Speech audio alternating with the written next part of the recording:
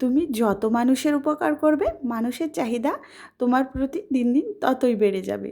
তুমি যদি 1000টা উপকার করো আর যদি একটা দিন নিজের কোনো অসুবিধার ক্ষেত্রে কাউকে না করো, তো মানুষ যেন ওই 1000টা দিনের কথা ভুলে ওই একটা দিনের কথাই মনে রাখবে। যে ভালো মানুষগুলো সারাটা দিন পরিশ্রম করে অন্যের আবদার মেটানোর জন্য দিন রাত এক করে দেয়, দিনের শেষে তারাই সবচেয়ে বেশি কষ্ট পায়, কারণ তাদের একটা আবদার মেটানোর মতন কেউ থাকে না। তো মানুষ এই রকমই, তুমি যত ভালো হবে মানুষ তোমাকে ততই ব্যবহার করবে। আসলে সাদাসিধে সরল ভালো মানুষগুলো মনে করে যে কারোর আবদার যদি মেটাতে না পারি হয়তো সে কষ্ট পাবে, আর তাই জন্যে সে নিজের অসুবিধা থাকলেও প্রাণপণ চেষ্টা করে কাউকে হেল্প করতে। কিন্তু এই সব চালাক চতুর মানুষ যারা আছে তারা কি করে, এই সাদাসিধে মানুষগুলোকে সব সময় ব্যবহার করে। আসলে এরা তাদেরকে তো কোনো সময় সম্মান করেই না, আর ভালোওবাসে না। প্রয়োজনের সময় এদেরকে ডাকে, প্রয়োজন ফুরিয়ে গেলে তাদেরকে ভুলে যায়।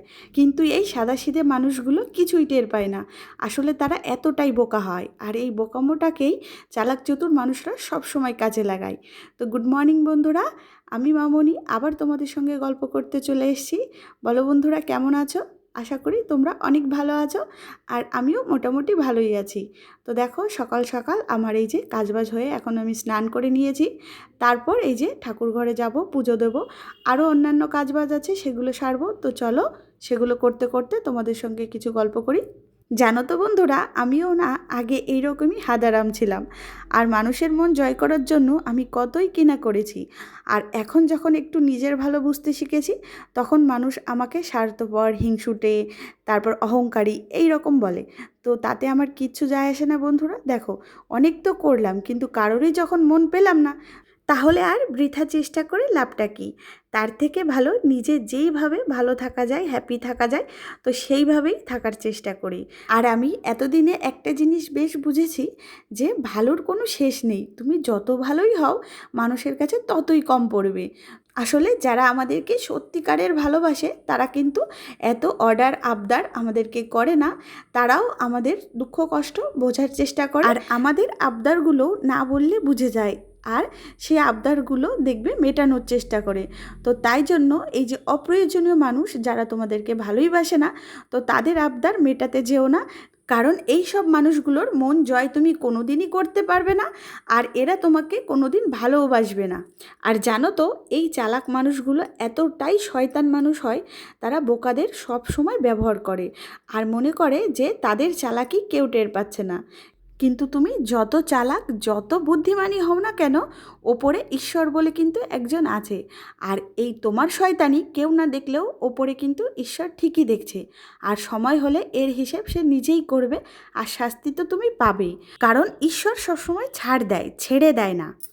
আর এই যে এখনও যারা বোকা আছো, তো তাদেরকে বলছি, অন্তত সময় থাকতে থাকতে তোমরা একটু নিজের ভালোটা নিজে বোঝো, কারণ সময় চলে গেলে আর কিন্তু ফিরে আসবে না।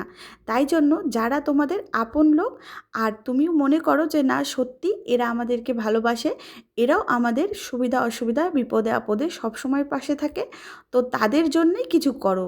অযথা এইসব শয়তান চালাক মানুষদের পেছনে নিজের মূল্যবান সময় নষ্ট করো না। তোমরা যত চেষ্টাই করো না কেন, এরা কিন্তু তোমাদেরকে কোনো দিনই ভালোবাসবে না, আর তোমাদেরকে সম্মানও করবে না।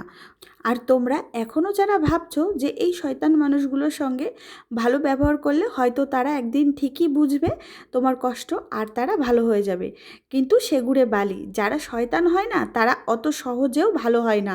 তুমি তাদের জন্য প্রাণও যদি দিয়ে দাও, তাও তাদের কাছে কম পড়বে। যাই হোক বন্ধুরা, অনেক গল্প করে ফেললাম, আর দেখো এখন আমি খেতে বসে গেছি।